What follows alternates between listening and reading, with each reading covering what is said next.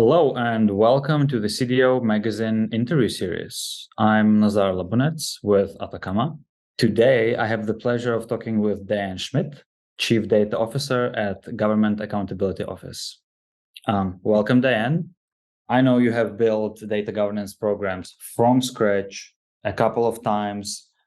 I read that you've got an award for the best data governance program or something, right, at some organization. So is there a universal framework, a universal approach to data governance, to organizing the program?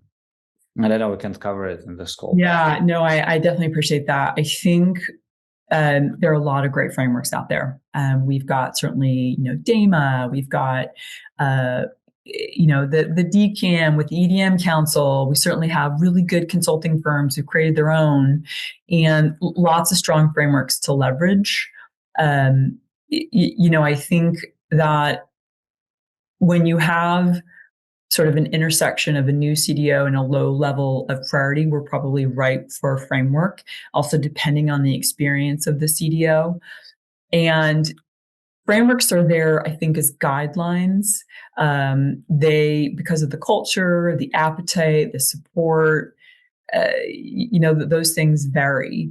So I don't think there's any one framework that works. There's certainly very good robust tenants, similar tenants in many of them that overlap. I have a tendency to use just bits and pieces from a lot of different things that I've created myself over the years. And thank you for that recognition. We did, in my former role, we were recognized as, I think it was a Practitioner of the Year award for our data governance program.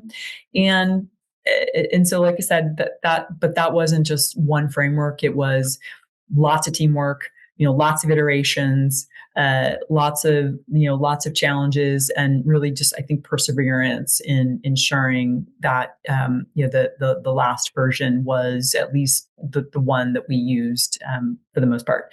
So yeah, no one good framework. I think certainly at GAO, we will certainly be using an assessment methodology. We're going to be referencing like CDMC in some of our products, for example. So, we are definitely really focused on, I think, looking at our data capabilities, making clear on what we have, what we need, to really, again, to sort of maintain and accelerate, our mission. Great. So moving back to this award, why do you think you got it? What was there that you built at your previous employer? Sure. That was. Thank you for that. And part of winning that award was certainly the teamwork.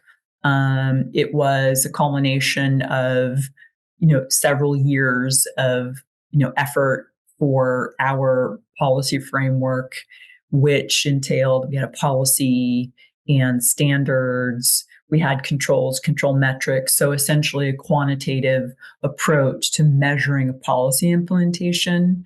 We certainly had, not perfected in any way, but really evolved. Like you said, we talked about the marketing and the messaging around, change to the organization, culture change. We spent time, looking at change management and what that meant internally as well. We looked at our metrics and reporting program, and again, that has to do with maturity and evolving that. Our risk program as well, and the intersection and how important it is to ensure that the risks are included in your planning. So like I said, and certainly a number of other things, but it's, I think it really was a result. And, perfection is not the goal. Imperfections will always exist, so it continues to evolve, I'm sure. But I think we were just transparent about our journey. Also, we were, what I did was just try to really include the things that we did well, we didn't do well, the things, and really transparency into that overall journey. And that's why I think we, really were recognized, because data management, as you know, in governance, is not a one-time event, or you throw money at it for just a moment and you hope for the best. It's a journey, and you got to bring folks along with you. So I think what we did was we demonstrated kind of where we started and where we were, and we were able to show what that journey looked like and the steps we took, the iterative steps we took, to really just improve data and improve the products that the company sold. Improve the products that the company sold. I see. So that's, you could say that that's one of the outcomes of that, right? And what kind of feedback did you get, while you were building and iterating, and were your data scientists and analysts going, crazy and loving things? Yeah. Well, I mean, the feedback, the data management program, is can be very challenging. So it's, you're getting pushback a lot. Why should we spend the money here? Why shouldn't we spend the money here? So you're always selling, you're always competing. You have to be clear with difficult messages, and that's a skill in and of itself. So, I think that, going back to your question, the feedback that we had along the way was just that, like, why should we continue to invest? So we always were focused on a business case and impact and outcomes and our measures, and we kept at it. So it was just persistence every single day, every single week and quarter, and every month and year. We really, really were persistent. And certainly in my current role, we also have products. At GAO, our products to our clients, like I said, are so important, because we're not selling them, we're not making money, but we're saving money, and that's just critical for. I mean, every American in the United States who pays taxes should want to know who we are and want to know, where their taxpayer dollars are going. And that's, that's so, if you think about it, I mean, how instrumental is what we do to, everyone in the United States. So it's that mission is just so tremendous and so passionate for so many of us. And how do you think, data governance changed over time, and where is it going? We all know it kind of started at, these regulatory bases and was driven by that, but I guess it's still the case, right? But what's new, right? I think governance is still critical, but governance is actually, if you think about it, it's the rules by which we manage our data. So, and it's evidence of those rules and controls and measures. And so it's I think it's about automation. So what can we do to automate things that perhaps we were doing manually? I think governance at its core is still about people, process, technology, policy, framework, and culture. So it's really all about showing the right metrics and showing the right, things that we've done to sort of adopt governance and show that our assets are being governed in an automated fashion. It's no one tool, it's no one process. What are the tools that we need to put in place that are not expensive, right? We don't all have huge budgets to implement some of the tools that we've seen. So it's picking the right tool, picking the right team, the right processes, and really focusing on the outcomes in an automated way to demonstrate that data are trusted and governed. Yeah, that's kind of our basically philosophy as well, right? Yeah. With how we build tools as well. So that's interesting. Okay, we kind of touched a bit on the tools. So I guess automation is important, but so when you're thinking about tooling for data governance, Yeah. like what should you pay attention to? Sure. No, of course. Solutions, tools should be positioned as accelerators, not expensive, non-implementable objects that are shelved because there are just there's too much to do with adoption. There's too much expense and the appetite is low. It's there are I think there's lots and lots of solutions on the market or in the market that work as accelerators. But while helping organizations, I think, build and maintain data, and with the goal of sort of becoming data driven.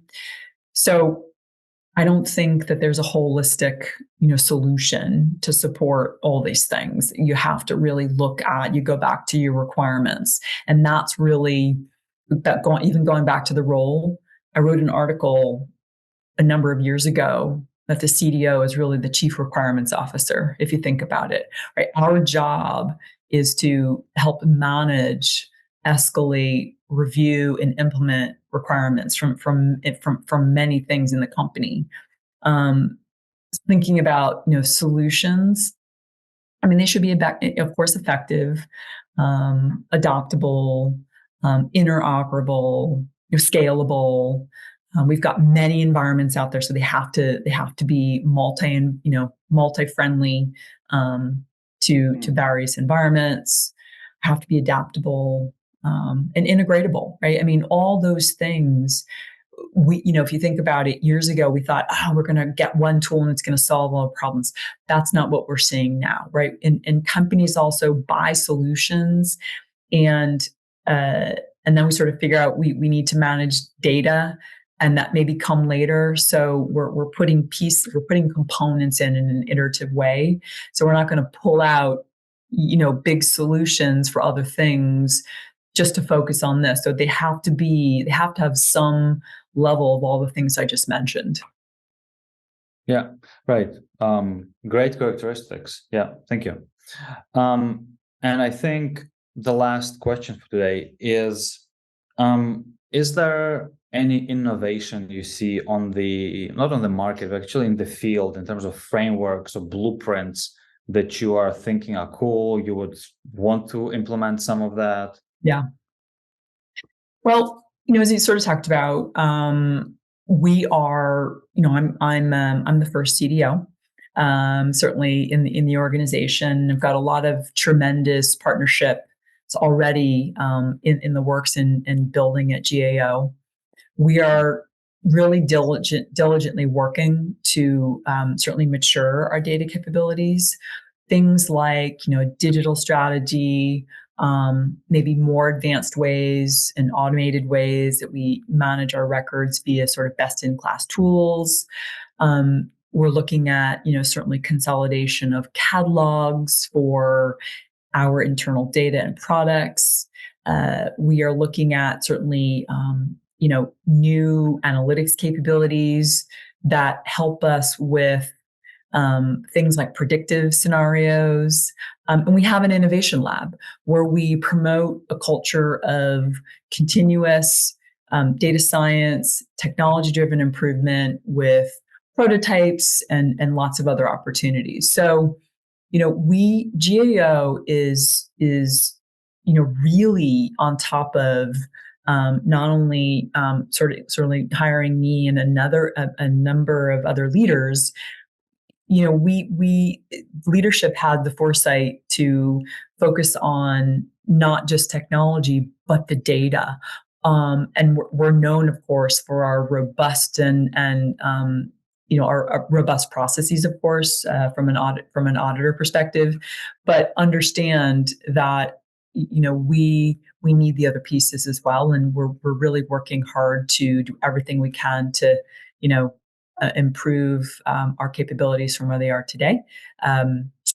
things like, we're looking at joining the EDM Council, and we're looking at, continuing to develop and improve our relationships with the federal government. There's a number of CDOs certainly in the organization. The GAO, in terms of data, we need a lot of data across the federal government for our products. We buy data, we create data. So we have to be innovative. We have to think about the future. And so I'm here to not only help foster and facilitate sort of best in class data management and certainly analytics, but also those partnerships internally with our CIO, with our security folks, with our mission team and our operations team. So we're all here to really, like I said, just continue to support our mission, and keep